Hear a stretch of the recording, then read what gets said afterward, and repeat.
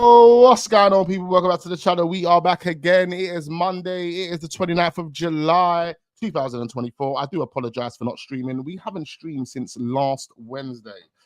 Yes, I told you, man, my partner's been in hospital. She still is in hospital. Literally, this is like one of the first mornings I've actually had to myself because I've been down at the hospital, and I'm going to be shooting off literally after this stream, trying to also record for the other channel, Wax Unfiltered. It has been mad. It's been crazy. It's been crazy. But big up all the real ones. We much appreciate every single one of you guys, man. Arsenal look like they're active now. They've finally woken up. Edu has woken up. He's not in a coma anymore. He is on the phone. He is getting deals done. Calafiori is done. He is linking up with them dons over in the United States as we speak. And things are looking gravy. We're being linked with Fabian Ruiz. We're being linked with a whole host of names. Raphinha, Gyokeres allegedly next on the list for Arsenal, guys.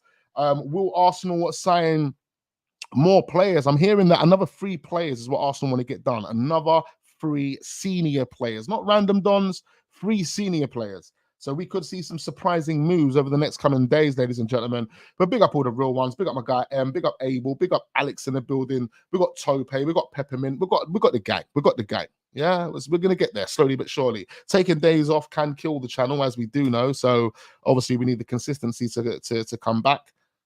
And we will be back again, man. Just a short spell off stream, man. You know, family comes first, as we do know, ladies and gentlemen. Arsenal desperately need a right winger and a striker. Big up PTM Productions in the building as well. Absolutely, man. That's the type of position. Well, they're the positions that I would be focusing on, including the central midfield area. But we're being linked with Raphinha. This could be interesting. It could mean that we are looking at that right wing position as well, man. Prayers up to the Mrs. Wax. Big up James Bonds. Thank you ever so much. Big up Jack Templeman in the building. Nothing but love and respect to you, broski. Big up all the guys. Make sure you guys subscribe to the channel if you are new, and subscribe to the Wax Unfiltered channel. That is where it's going down. We've got another video dropping later on today as well, and we're going to be so consistent with that channel. It's going to be unbelievable. That's probably the channel that takes us to 100k. Unfortunately, YouTube have kind of shadow banned this channel. We've been sitting on 19k for about 6 months. It's unbelievable. We've done about 17k in about 2 weeks over at Wax Unfiltered. So tell me how that works. But yeah, man, you know, we're still here. We're still making it happen. Big up my guy Nick. Are you a local London? Yeah, I'm East London, Tower Hamlets. Come on. Who else we got in the building here? Saka is not good enough. Goes missing a lot. Looks good against Bournemouth. Man's in here going at Saka already. No, listen, Saka's he's qualified, man. He's improving day by day. He's definitely stepped up. Look, if you look at him in the England team as an example, one of the reasons why you can kind of say that Saka has got it, because you can put him in any kind of environment. And I know last season, he went missing, and then, it was the shadow of himself to previous seasons. But, you can put him in any environment, and this guy is always determined. This guy's always stepping up. This guy's always trying to make something happen. Whether he makes something happen or not, it's a different story, but he's always got it in him to try and make something happen. So, look, man, big up Saka. I think this season, Saka is going to be bigger and better than what we've seen over, the past 4 seasons. He's going to step up. Odegaard's going to step up. We're going to see Martinelli step up. We beat Manchester United over the weekend in that friendly. I didn't even watch the game. I literally fell asleep 5 minutes to the game. Imagine that. I looked at my phone and said, "Oh yeah, Arsenal kick off in 5 minutes," and then sleep. I was gone. Swear down, I've been having late nights, early mornings. It gets. So yeah, they even watched that game, but it's good to see that Man United's lost. The Man United fans need to chill out, bro. They've been getting a bit too big for their boots after a few signings that they've made. I hear it, but come on, bro, relax. You still got Ten Hag, the egghead there. A lot needs to happen before you can start putting your chest out there. Big up Alex says, I used to live in Stratford. Wax bumped into Crazy Titch and all them back in the day. Big up my guy Crazy Titch as well, man. Nothing but love and respect to him and the family. I grew up with Titch and Titch's family as well. For those that don't know, his cousin was one of my good friends, like really close friends. So I was close to Crazy Titch growing up. it was a shame to see what happened and why he went jail and that. But that's the life. That's what happens when you live that life, bro. That's what happens when you live that life. And I can tell you now, first-hand experience, Crazy Titch is a real guy. He's not someone that you want to get on the wrong side of, bro. He's not. He's definitely not, bro. And the people that he has around him, I can say the same for them as well. Big up Glenn in the building. He says, big up Wax and the gang. How are you all? Hope you and the family are well, bro. Absolutely, man. Absolutely. We're all good over here, man. Wax, is Raphinha a rumor true? I don't know, I don't know if it's true. There's been contact, allegedly. We've been in contact with Barcelona about him. We're going to look at the reports in a minute. Make sure we are hitting up the like button. Do subscribe. All of that. Much appreciate every single one of you in the building. So yeah, man, keep hitting up those likes buttons. I do apologize for not streaming again since last Wednesday. It's been a long time, man.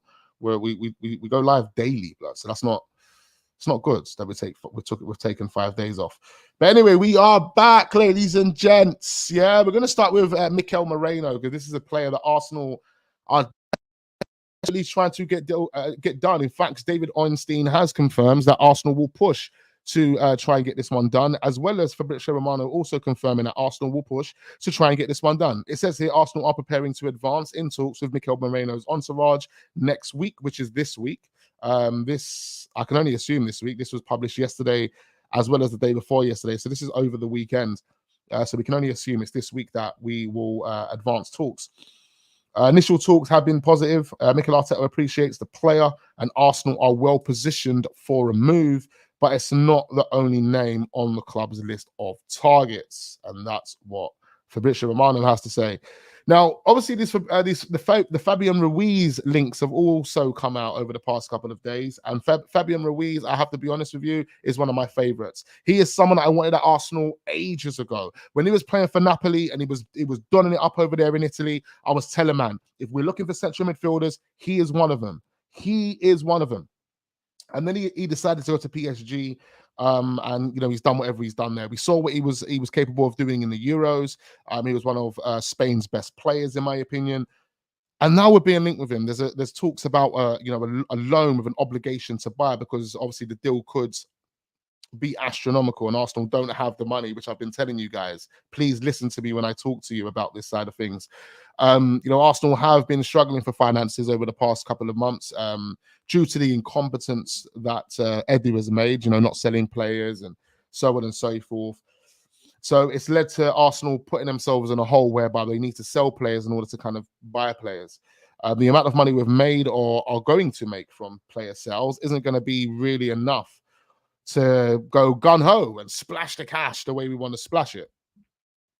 However, Arsenal have got a plan. The plan is to sell a few players, loan a player potentially with an obligation to buy him. So basically do a David Raya, do another David Raya, and then splash the money on two solid qualified players, Calafiori being one of them, and then potentially Gyokeres being the final piece to the jigsaw. And I know that's what everybody wants. Gyokeres, I've seen it online. People know how I feel about Gyokeres. No Diddy, the guy is one of the best strikers on the planet at this moment in time. I don't care if he's playing over in Portugal. All you need to do is the eye test to understand how he plays the game, how he understands the game, to then determine how qualified you believe this guy is. And yeah, I can tell you right now, he is qualified. He is qualified. There's not many strikers on the planet that can do what Gyokeres does. And he's not just a one-dimensional guy. He's very versatile with what he offers the attack. So, yeah, Gyokeres. Hopefully it's done, man. Hopefully Gyokeres is the guy that we go for. Big up Sam. He says, let's get Gyokeres quick. James Bond says, expect ESR to complete his move this week. He wasn't even in the squad against Manchester United.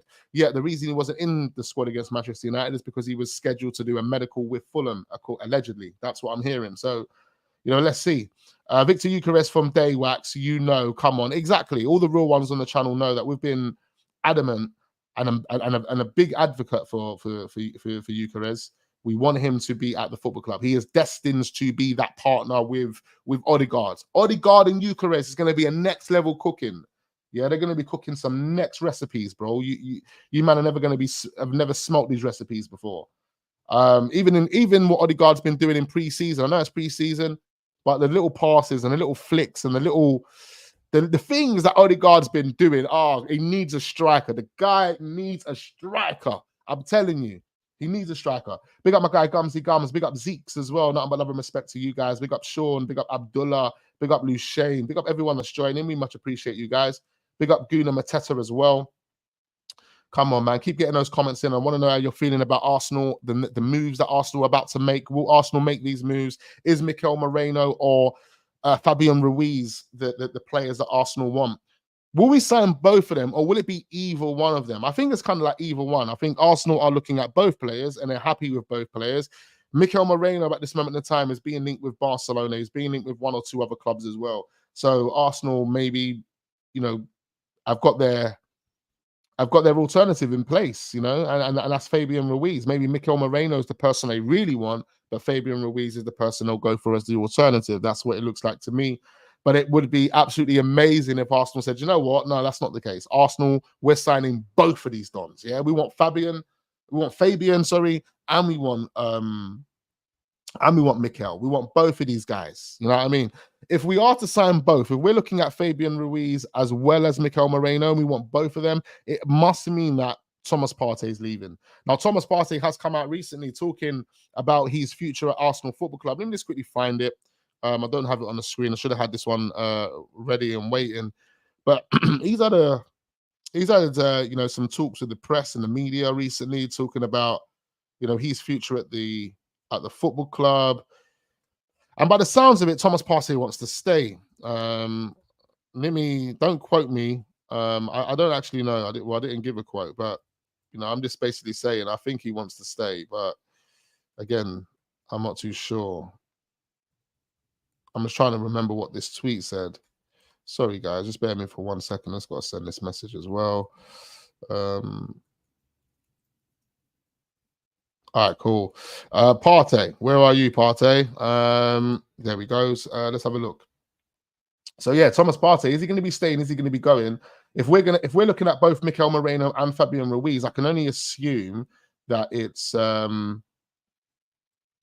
because we're going to be getting rid of Thomas Partey. But I'm not too sure. Where's this interview that I see of Thomas? It was only a couple of days ago. Let's go to media. It's taking forever. This is it. Okay, so you said. Let's have a look here. So Thomas Partey obviously had this interview. This is on the 26th of July, so 3 days ago. Of course, I haven't been live, so there's so much to actually catch up on. But he said this. I'm not too sure if you can hear this, but I'll just read it, I guess. You sound like you've got a point to prove, to show that you can be the main man in midfield alongside Declan Rice, question mark. We have a lot of players in that position. Georgie is playing good. I'm playing good. Deck is there. Martin. And I think we also have other players that are potentially joining, maybe he's indicating, that can come in and show their difference. Or maybe he's talking about the young players like Waneri and them lot. And we have to compete against each other. And at the end of the day, it's the mister who decides. The mister, you know, the mister. We have to, with this competition, the team can get to the higher level that we want to reach. So that's what he's basically saying. So it really hasn't suggested that he's going to be leaving or anything like that. But obviously, there's a lot of speculation surrounding Thomas Partey in the future that he has at Arsenal.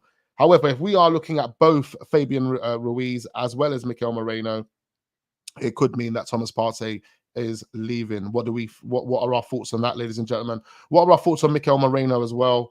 And where are we at with Fabian Ruiz? I mean, is Fabian Ruiz a player that Arsenal are serious about? Are we trying to get this deal done? Has he become the priority? You know, it's been said in regards to Mikel Merino that as soon as Emil Smith-Rowe leaves, Arsenal will proceed with signing Mikel Merino. So a lot of what's being suggested is Mikel Merino is in the driving seat to join Arsenal Football Club. We've got a little update on Eddie Nketiah as well. I'm just trying to find the Fabian Ruiz news. Here we go. So Duncan Castles is the one that originally brought this to our attention, ladies and gentlemen. He says Arsenal have initiated discussions with PSG for Fabian Ruiz. The discussions are dependent, I am told, on Arsenal moving a player out in midfield. Thomas Partey, perhaps. It's likely, if they are to come to an agreement, it will be structured as a loan with an obligation to buy. So that's what Duncan Castles has basically said on that. I'm not too sure if there's any newer updates since. Again, unfortunately, I haven't been fully invested into what's been going on in the transfer market as usual, because I've been, family. It's been family setting. So, yeah, I don't know where we're at with the Fabian Ruiz deal. I would love to see him at the football club. I think he is a proper complete midfielder, can defend, can attack, can literally offer you everything in midfield, a proper box-to-box number 8. That's exactly what we want. And Mikel Merino is exactly the same in that sense. Both box-to-box complete midfielders. They're both complete. Like, even Mikel Merino is a complete midfielder. I've actually been watching him closely, no diddy, and the guy has changed my overall opinion. It's not like I was saying he was dead. I never said that Mikel Merino was dead, but I was just unsure on whether Mikel Merino was a player that Arsenal needed. Now, looking at Mikel Merino and his overall game and what he actually offers the team, yeah. Mikel Merino and Odegaard in the midfield, you're dictating. You're never losing possession, blood. You're never losing possession. And, you haven't even mentioned Declan Rice there. But then, what do we do? It's if we sign Mikel Merino and we play him as a number 8, are we putting Declan Rice in the 6? Is that what we're doing? Are we putting Declan Rice in the 6? Then way there. So I don't know, man. I really don't know. Because from what I've seen is that Mikel Arteta wants to play Declan Rice as a number 8, isn't it? So how does that work, bringing Mikel Merino in? I mean, it can work, because I know Mikel Merino could play the 6. And this is my thinking behind it was, okay, if we bring Mikel Merino in and we play him as the 6, it's because Mikel Arteta wants to start adopting him like Rodri. Like, that's the role that he's going to now have. Rodri does a lot of defending. Rodri does a lot of recovery. Rodri has a lot of interceptions. Rodri also dictates. Rodri drops deep, collects the ball, starts attacks. Mikel Merino offers you all that. Rodri can get forward and be the extra body in the final third that can create something, that can score something. That's what Mikel Merino can do as well. So, my thinking behind this is, all right, Mikel Merino plays as the 6 and he plays like Rodrigo. He'll have the support from Declan Rice, who will probably do a bit more defending than we would need him to do as a number 8. But, that's the kind of safeguard and protect Mikel Merino and what he's doing, as well as Odegaard. But then you'll still have Mikel Merino dashing himself in for challenges as well, because I've seen it. He wins possession back, wins the ball back from sliding tackles, X, Y, and Z. So, yeah, really good player, man. Really good player. The only stat problem is with Mikel Merino is that he's 28. So you're probably going to have to replace him in about a year, 2 years time. You know what I mean? And the same with Fabian Ruiz. Like, he's, at the end of, his career. How old is he? He's 28 as well, exactly the same age. So clearly Arsenal are going to be signing one of these players, because it's already been indicated by Edu and by the press that Arsenal will be looking at someone of the older, more experienced age group. Wax, I'm seeing a lot of stories with Victor Gyokeres. Must be something true on this. Absolutely. We're going to look at that. Big up Ibrahim. He says, Wax, please, can Arsenal sign Victor Gyokeres? Listen, if I was Arsenal, I'll be signing him 110%. Big up Rockefeller. He says, Arteta intend to keep Partey just in case, but look forward to bringing in Moreno as a regular. Yep. Look, if we bring in Moreno and we don't sell Thomas Partey, it gives us 4 solid central midfielders to kind of rely on. We know Mikel Merino and Declan Rice can play together. We know Thomas and Declan. We know Mikel and Thomas. We know Jorginho and Declan. They'll be mixing and matching, and it gives us, a lot of a variety and a lot of versatility in those positions as well. So that's something that Mikel Arteta will be looking at. And that's what we need. We need options. We want options. Remember, we're going into a campaign where it's not only 38 games. We're talking about Champions League games. We're talking about a new format in the Champions League system whereby you, at a bare minimum, you have to play 8 games. That's 2 additional games to what we're used to playing. And then if you don't qualify in the first top 8 of those of the groups, basically, of the overall group, then you have to play an additional game. So that's 9 games. So if you finish 9th, if you finish 10th, then you've got to play 9 Champions League games. And then you also have to account for the domestic cup, the FA Cup. Come on, bro. we need players. We need squad depth. You know, we're going to need mad rotation. But we're also going to need to ensure that Mikel Arteta can manage and game manage, effectively, because that could cost us. We could have all the players in the world, but if you can't do your job as a manager, then we're going to have major, major problems. But time will tell. Obviously, Carabao Cup, instant pressure. We need results. 3rd round, I don't give a shit. You need to win. You need to win. 4th round, win. 5th round, win. Quarterfinals, win. You like all of that. You know what I mean? Come on. It's serious. It's serious. It's a serious season, bro. It's a serious season. You know what I mean? Arteta taking the sweet time of signing another player. No point selling TP now unless Saudi come in. Well, if we don't sell TP now, just to let you guys know, we let him go for free at the end of the season. So that's going to be concerning. We also got Waniri that's going to be given minutes in this season. We hope so, anyway. Waniri is the next big thing. He might even start on game week 1. Big up Enos in the building. You never know what Mikel Arteta's thinking, man. You never know. Who would you want, Wax? Gyokeres or Alvarez? I like Gyokeres, but Alvarez is Premier League proven. Yeah, Alvarez is Premier League proven, but he's not a goal machine, is he? I mean, he's a good kind of like number 10. He could fit that number 10 role perfectly. Because for me, if I look at Julian Alvarez, yeah, he is someone that he looks more of a midfielder than he is a striker. He can bag, he can score one. He's got a great shooting technique. You put him in the right, he gets into the right position. You give him the ball to feet. He is bagging. Like Julian, don't get it twisted. But I mean, for me, Gyokeres is just more of a complete striker. He can do so much more in the final third and get himself into better striking and attacking positions than Julian Alvarez, which means you'll have more opportunities to score goals with him, you know. But Julian Alvarez, his conversion rates are good. He's a really good player.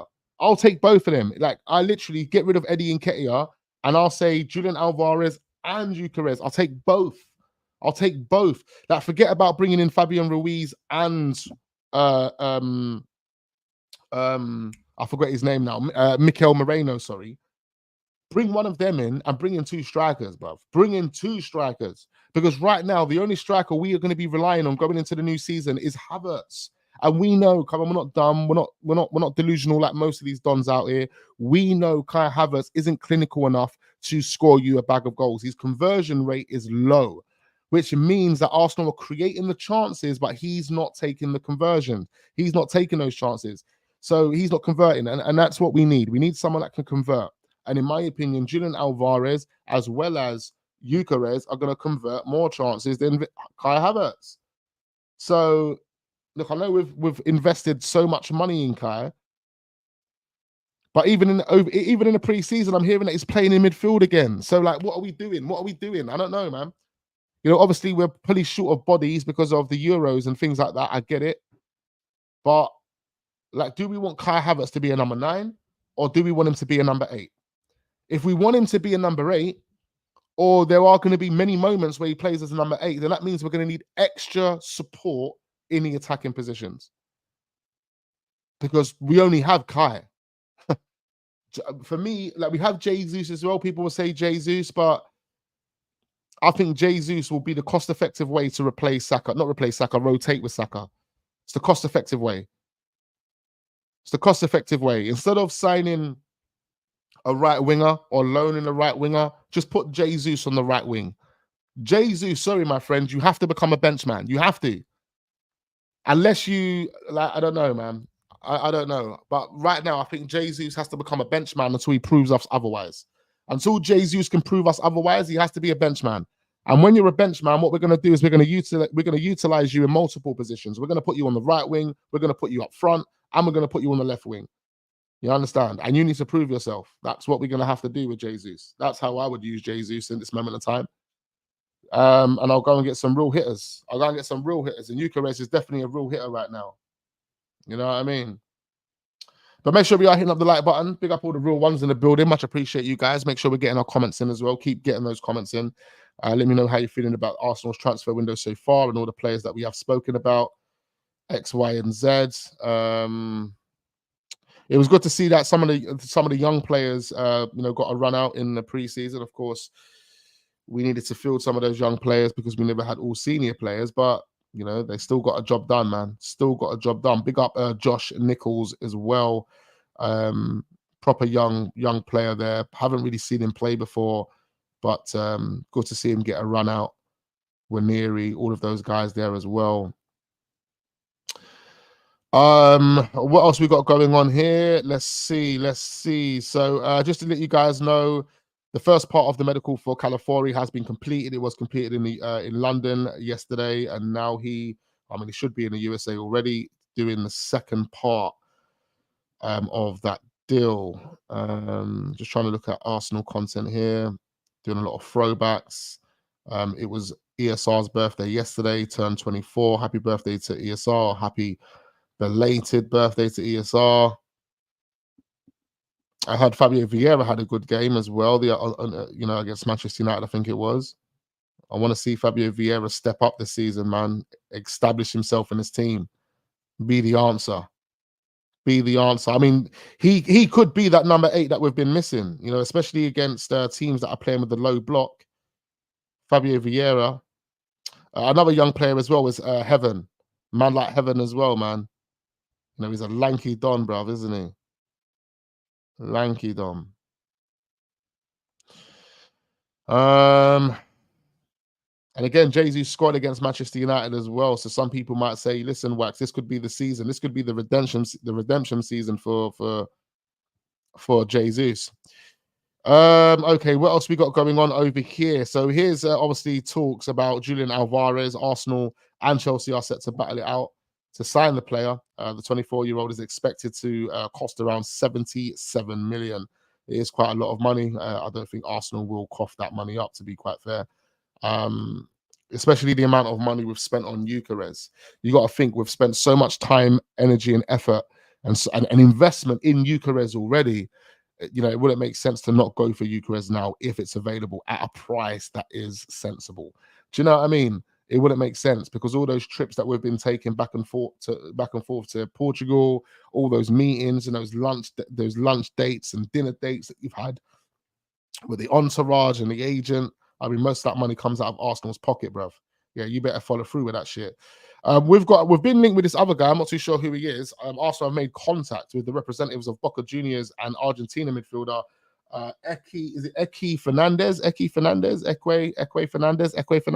don't know. I've never heard of this guy before, to be quite fair. It is believed that Boca won around 10 million for the 22-year-old player. Plays for Boca Juniors over in Argentina.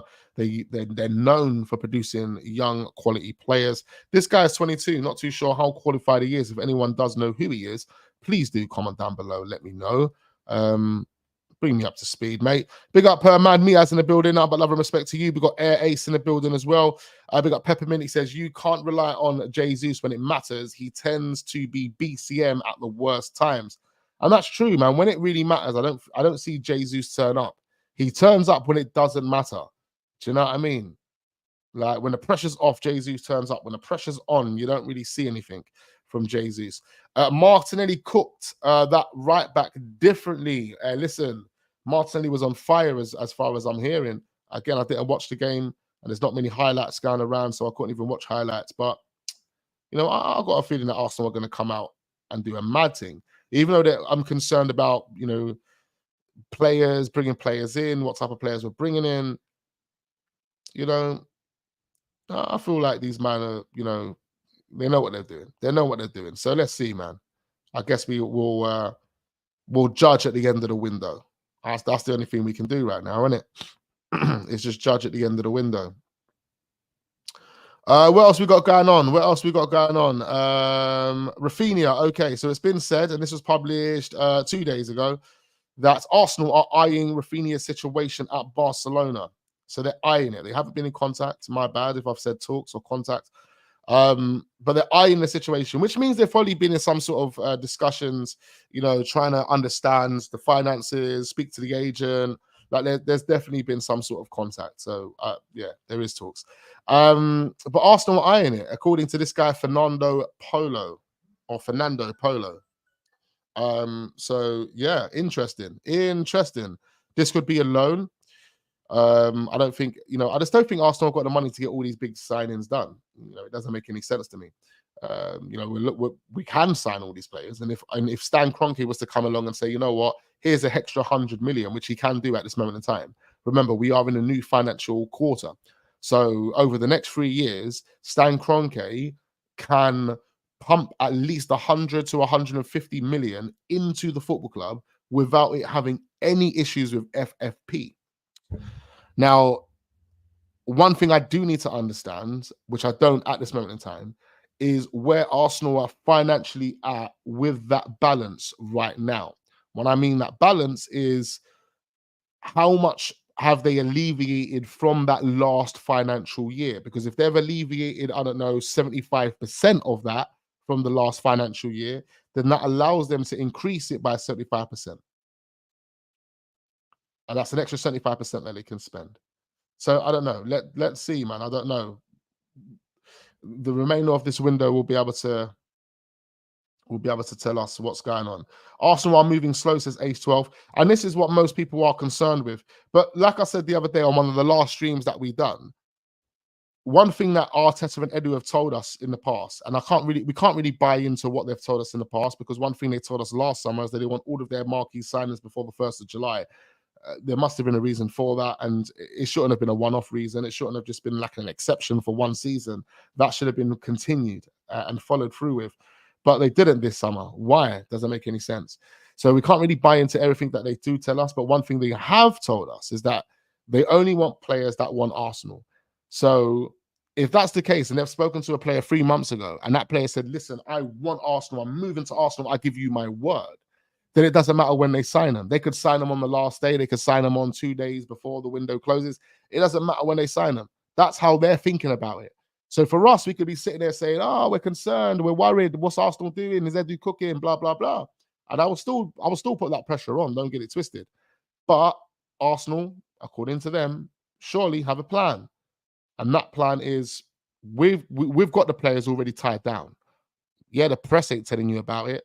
Yeah, we're not telling you about it, but we've got gentlemen agreements with these guys.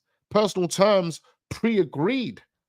These men said they want Arsenal. They're not going anywhere other than Arsenal. So we're not in a rush. We told the guy to wait because we're definitely coming. And the guy's waiting. And that could be the case with Gyokeres. But I get the frustration because I feel the same way. Big up M23, big up Wax. Good afternoon, bro. Nothing but love and respect to you. Much appreciate you watching and tuning in today. I don't believe we're interested in Raphinha, says Ace. Big up Guna Muttley in the building. Make sure you guys subscribe to his channel as well. Yeah, I watched that pre-season game. Martinelli come on and looked really sharp, to be honest, with a point to prove, kind of saying I'm still here to stay. Big up Pelzer. Absolutely. I don't think Martinelli's going anywhere. I don't think he's going anywhere. I used him as an example of being a sacrifice, a potential sacrifice, a player that Arsenal might have to look at if these financial constraints, don't allow us to spend the money that we want to spend. We might have to look at a sacrifice. Based on, the data we have for Martinelli over the past 12 months, you'd probably be more inclined to get rid of him. But you don't want to get rid of him at the same time because we know what potential he has and we know how qualified he has. And we also know the context. We have the context behind why he was so poor last season. So if we take that into consideration, were we being harsh or would we actually decide to sell him? I don't think so. But we know Marcel is qualified. So we know he's qualified. And I think with all the speculation, with all the things that are going on in the media as well, that would encourage a player to put his head down and focus. Do you know what I mean? He knows the truth. He knows what he's on. He knows what he's capable of doing. All he's got to do is demonstrate that. And yeah, man, let's see what he does. This is the season. This could be the season where Arsenal do over 100 goals. I mean, we've got the players qualified enough to do that. Like, we fully have the players qualified enough to do that. Saka can contribute 20 goals, 25 goals. Odegaard can contribute 25 goals. Marcelli can contribute 25. Jesus can contribute, 15 to 20. Kai Havertz 15 to 20. Trossard 15 to 20. We go and get a Gyokeres. He'll give you 30 to 40. Bloody hell. We could do over 100 goals this season.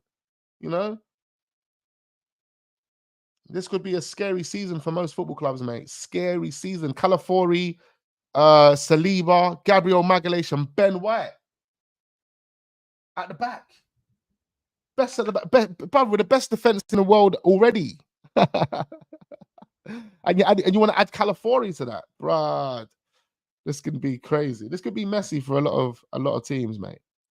But I am going to be fair on those other clubs. I am going to keep a close eye on Manchester United, because I think the signings that they've made and they're still yet to make are interesting and really worrying. I'm not too sure about Chelsea. I think Chelsea have got a big job on their hands. They've signed some good players, and they probably will sign one or two other players in the remaining of the window. Pardon me. But I think the Enzo Maresca project is going to take at least 12 months before it starts to bang. Aston Villa, that is a project that I'm worried about. Aston Villa is a team that I am worried about. And it's not because of Unai Emery, I'll tell you. It's not because of Unai Emery. It's because of the way they are running their overall project. They're serious. They are actually serious there at Aston Villa. And the signings that they've made over the past couple of seasons, yeah, mate, I have to be real. They've got a good defensive back line. They've probably got one of the best defensive back lines in the Premier League. You're looking at midfield, they've got a good team. You're looking at attack, Ollie Watkins is on smoke. So Aston Villa is another team that I'm concerned with. Signings have been crazy as well. Big up Chin David, exactly. Aston Villa definitely going to be on smoke. Who else am I going to be worried about? I'm not going to be too concerned about Liverpool. I'm not. Obviously, Man City is a team that you always got to worry about, regardless if they make crazy signings or not. Who else is there? Never going to be worried about Tottenham. There's another team, bro. I'm sure there's another team that people should be worried about. I was going to say Newcastle there, but is it Newcastle I was actually thinking of? I mean, Newcastle might be on smoke. It's surprising, they haven't lost any of their top dons. Like Bruno Guimaraes still there, Isak still at Newcastle. They haven't lost any of their top dons. Will they lose those players? Brighton, Newcastle. Brighton could be a team. They've got the youngest manager in the league. Let's see if they PR that manager. Youngest manager in the league. New tactics, new style. It's going to be interesting to see how Brighton kind of recover from losing Robert De Zerbi. But Newcastle was one of the teams. I'm pretty sure there was another team. My mind has literally gone blank, bro. My mind has gone blank. But let me just quickly look at the Premier League table for a minute. So I need to look at the teams.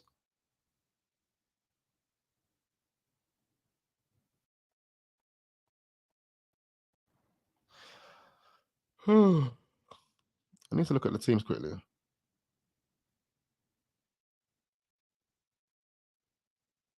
But I can't remember who it was. Maybe it was either West Ham or Crystal Palace, perhaps. I don't know who I was thinking of, bro. Or maybe it was. Look, mine's gone blank again. Maybe it was Newcastle. There we go. Maybe it was Newcastle I was thinking of. I don't know, man. But it's going to be interesting. It's going to be extremely interesting. Let's see what happens. All right, let's move on to the last topic of discussion, ladies and gentlemen. We're going to move on to Victor Gyokeres. Marseille are close to agreeing personal terms with Eddie Nketiah. That was on the 26th of July. I haven't heard anything since then, to be quite fair. There was another report that came out on the same day suggesting that Arsenal have reached out to Juventus to make an inquiry about Federico Chiesa. The 26-year-old's contract expires at the end of the season, and he's currently yet to agree a new deal in Italy. So I actually thought, it was in regards. I actually thought Arsenal was serious about that, but then I looked at, the reports, and there's nothing really suggesting otherwise. It's just published by some fraudulent Spanish publication, but Italian publication. Sorry, so you never know. Look, I'm trying to rush through this. Ricardo Calafiori, man, this picture is really, really like a no diddy picture, bro. What's going on here, bro? Like literally, what's going on here, man? What's going on here, man? Man's touching up legs and that. What's going on here? Chiesa, he could probably end up at Aston Villa. Yeah, they've just sold Moussa Diaby, surprisingly. What a coward. Villa going to be a problem. Emre is on a madness wax, trust me. Yeah, Emre's going to be on stuff, man. He's got the pedigree. Can't write Emre off at all, mate. If City let Alvarez and KDB go, Arsenal firmly in driving seat for title. Yeah, it does depend on who they bring in to replace them, but without them, players like Phil Foden could actually suffer. You never know. Yeah, these men are fruity, bro. This is a fruity picture, bro. It seems like Mikel Arteta has been bringing in a lot of like, yeah, bro. We've been clocking over the past 12 months. I'm telling you, if you man haven't been clocking over the past 12 months, like Mikel Arteta has been forcing man to get married. He's only bringing in dons that are married. He's bringing in some fruity dons. He was talking about strangling and suffocating dons. We've got Odegaard throwing up, some next hand signals and hand signs and shit. Even Saka's doing it. Like, what's going on, bro? There's like, I don't know, man. I don't know, boy. But something dark is taking place at Arsenal Football Club. Something dark, guys. Do you know what I mean? You got Mikel Arteta. Bro, he's sitting next to Tom Cruise. What are you sitting next to Tom Cruise for? What type of conversations are you having? What conversations were you having? You remember they were sharing wives and that? I swear to you, bro. Remember, he said that. Mikel Arteta said that. He said, Zinchenko and Ben White, they're cool. They've been sharing the same house and they've been sharing wives. I couldn't believe he said that, blood. These men are on a next thing. What is going on? What is going on? These men are signing. Bro. It's Mikel Arteta is taking Arsenal to the next level. This is the level that man wanted to go to, blood. This is the level that man wanted to go to. It's the price that you got to pay when you get to that level, cuz. Oh my God. You're gonna get me demonetized, blood. Nah, I'm joking, man. It's all fun and games. All fun and games, man. Mikel Arteta is a normal guy, blood. Normal guy, cuz. You know what I mean? Fine margins, wax. Oh boy. Oh man, I know you man see that Eyes Wide Shut movie, but if you ain't seen it, go and watch it. It will explain all you need to know, I tell you.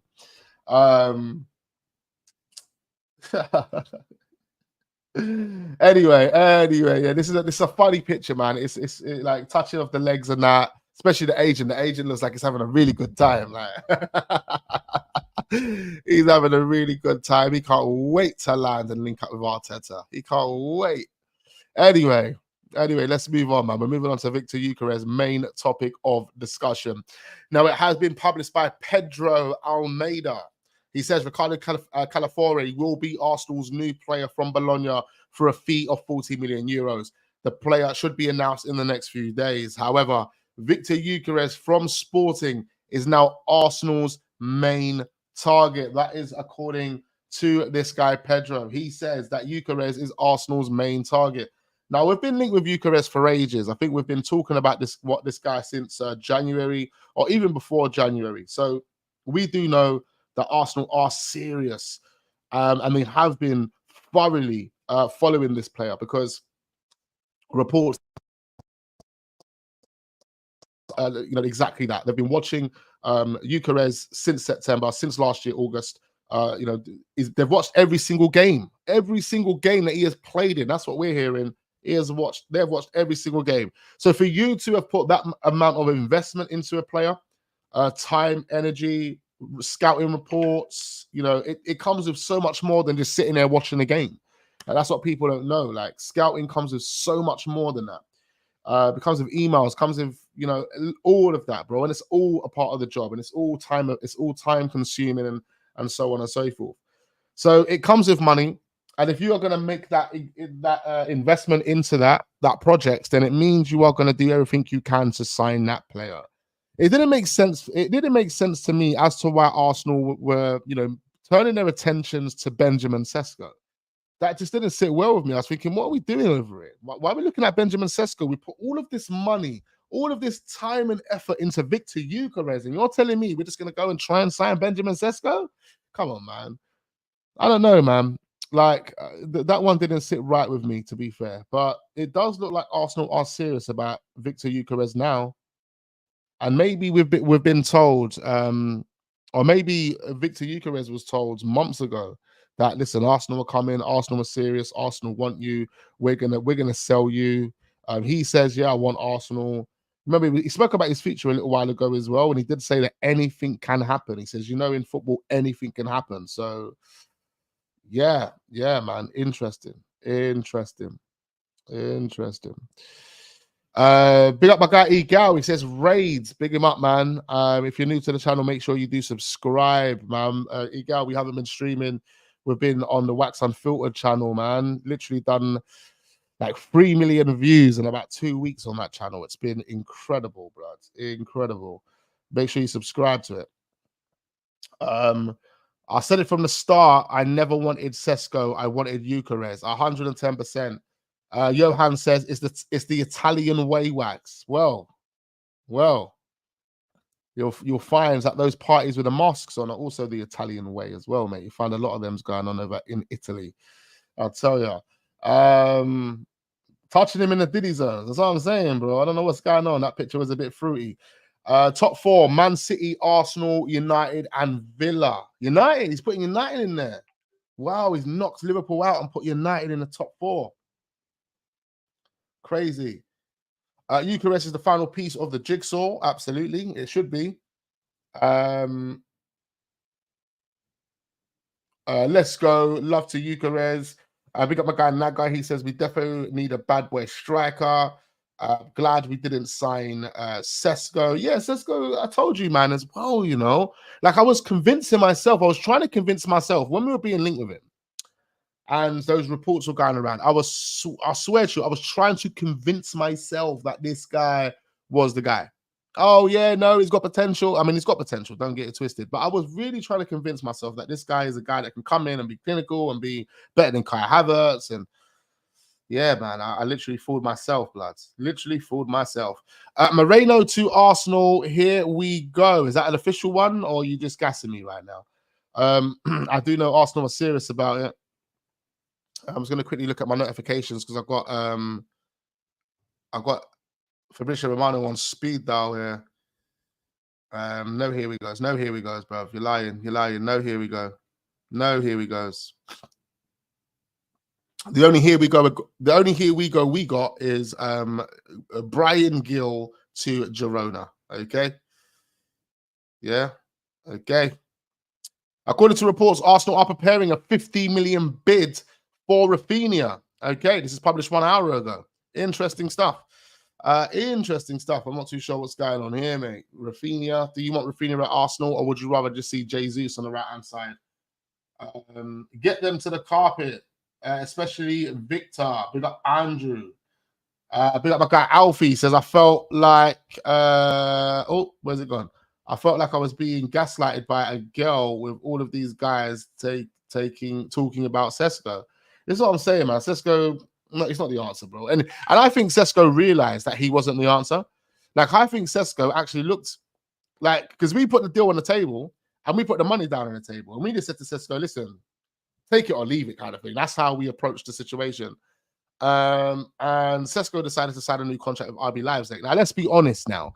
Let's be totally honest. He signed a contract with RB Leipzig, and then he said, oh, I'm signing my contract with RB Leipzig because I think this is the best place for my development. For your development. RB Leipzig, out of all the football clubs in the world, is the best place for your development. Let's be totally honest now.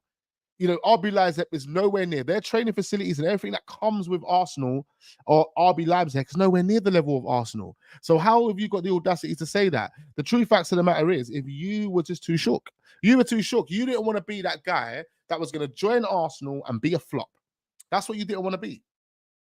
You know, that's what you didn't want to be.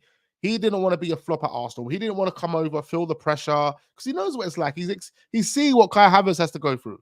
He's seen what multiple players have had to go through at Arsenal Football Club. You think Benjamin Sesko, this little 20-year-old player, actually wants to come over to Arsenal and feel that pressure? No bloody way. No bloody way, because he already doesn't fully believe in his own ability, for one. He doesn't believe in his own ability, for one. He doesn't. That's why he wants to focus on his development.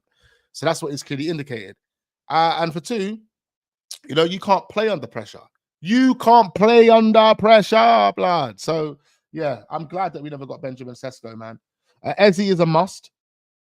You got the numbers for Sesko?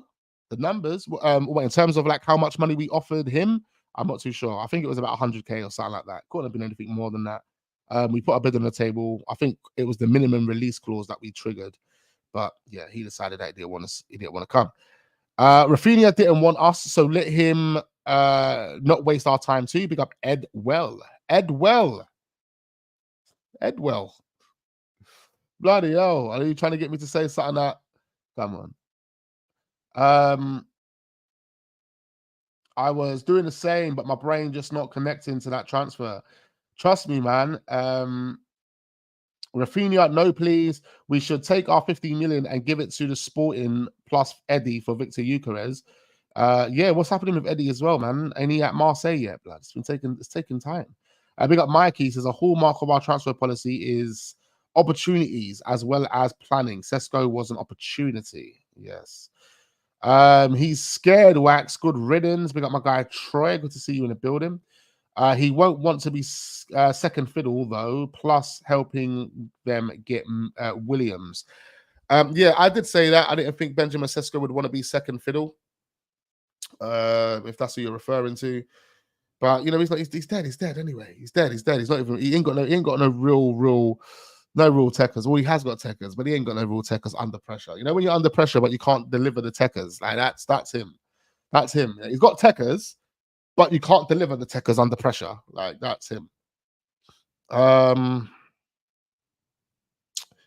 Leipzig is probably 11 years old, the most hated club in Germany, the most they've spent, the way they raise back the national team to first division is mad. And that's another thing I was going to say about Benjamin Sesko. Like, you know you're not going to win anything at RB Leipzig. So how can RB Leipzig be a club that you want to stay at? You're not going to win anything there, bro. You're not going to win. What, top 4? Top 5? All right, cool. That's how I knew he was a fraud, mate. That's how I knew he was a fraud. Daily Mirror is saying Neto out for the season. There you go, man. I do not want Pedro Neto at this football club, bro. Let me quickly double check that. I got to go, man. Got to call the cab and get down to the hospital. I'm not seeing anything about a Pedro Neto injury, but I am seeing that Tottenham are leading the race. Good riddance. Good for them. Good for them, man. Let Tottenham lead the race for Pedro Neto. That's amazing. That is amazing. Sesko made his name at Salzburg, where he won 3 titles. Yeah, absolutely. Big up Matthew. But Salzburg, anyone can win a title at Salzburg. Patson Daka. Go and check out Patson Daka. Patson Daka was the top goal scorer in that Austrian league for about 2 to 3 seasons before he joined Leicester. Yeah, he joined Leicester and got relegated, blood. Yeah, big up Patson Daka. Yeah, I like Patson Daka. But come on, bro. Don't gas me about Austrian league and winning trophies in the Austrian league, blood. Me and my little brother can win trophies in the Austrian league. I promise you. You know what I mean? Even my nephew. And he can't even play football, bruv.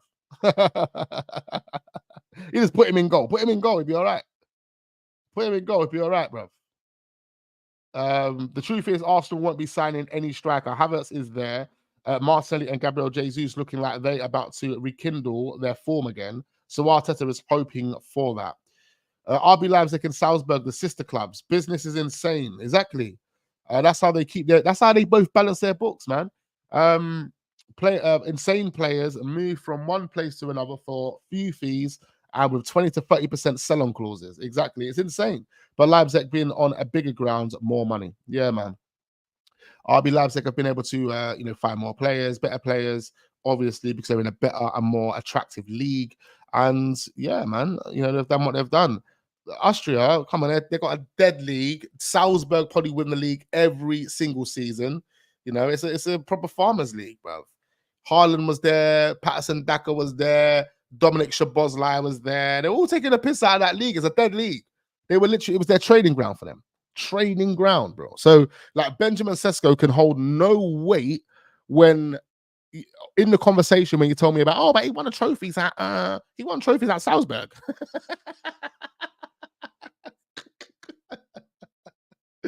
I mean, that's worse than telling me about Gyokeres at Coventry, blood. Like, that's worse. You know what I mean? I'm taking the Coventry performances more serious than I'm taking the Benjamin Sesko performances at Salzburg. You know what I mean? We cannot rely on Jesus to regain his form. This is a fatal mistake from Arteta if this is true. Yep. Mikel Arteta is definitely going to make a mistake. He's definitely going to make a mistake, and this could be one of them. Hoping Arteta don't use Jesus being on form as an excuse not signing the striker. That's going to be that's going to be it. That's going to be it. If we don't sign the striker, it's because that's why we've got players that are on form.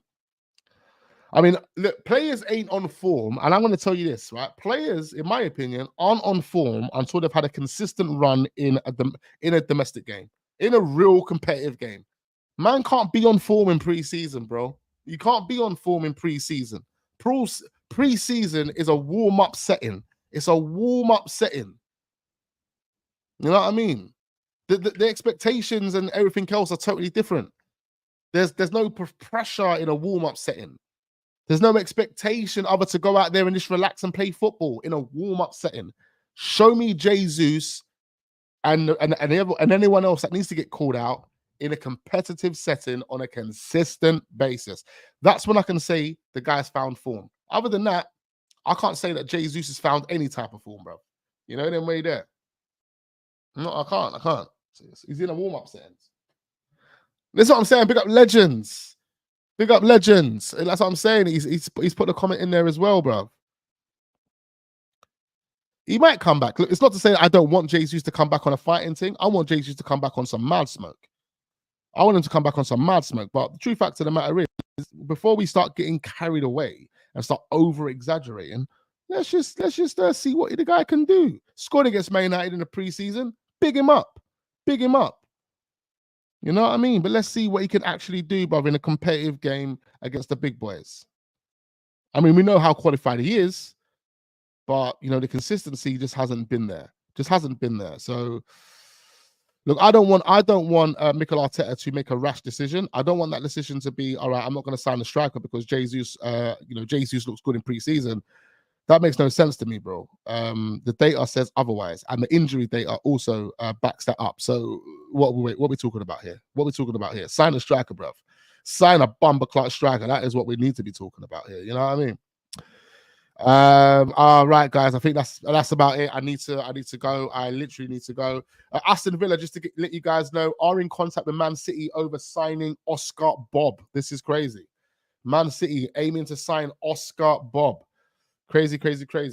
Let me just run through some of these comments. I'm going to run through 5 comments. 5. I'm being generous. 5 comments. Quick 5 comments, then I'm out of here. Big up Troy says Jesus has never been and will never be good enough. As soon as he left City, they won the treble. Woo! Big up my guy Troy. And that's not Troy Arsenal Mitchell. That's just Troy. You know them way there. Troy. Man's got a clown face right now. I know that's a representation of Arteta. I know it is. What else we got going on in here?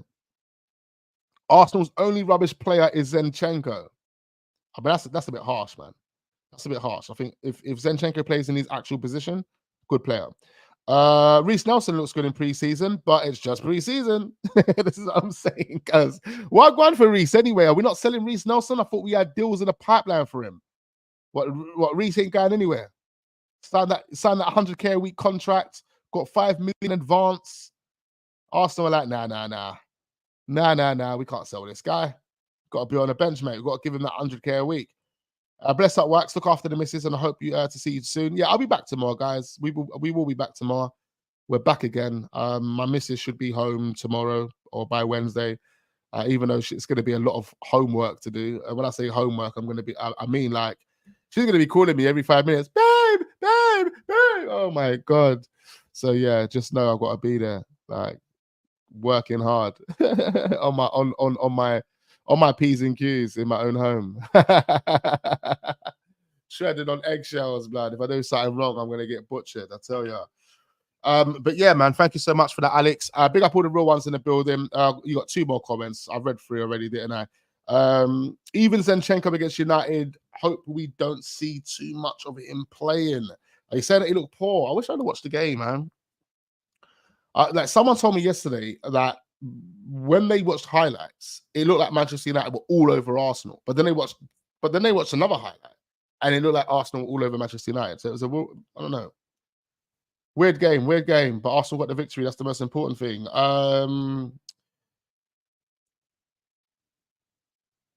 Wax, Jesus keeps scoring against the United in friendlies or in real games. Does that make United not a big club?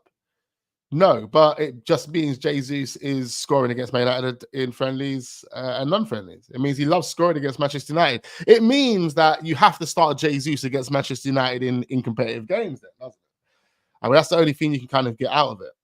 You know, that way there. But anyway, guys, man, I much appreciate every single one of you. We'll be back tomorrow. Make sure you subscribe to the Wax Unfiltered channel. We've got a new video dropping later on today. New videos dropped yesterday, and more videos always dropping on that channel. If you haven't seen the other content on there, make sure you go and check it out. All of that. We much appreciate every single one of you. Hit the like button. And guys, I look forward to seeing you again in the AM, 11:30. I won't be late. I promise.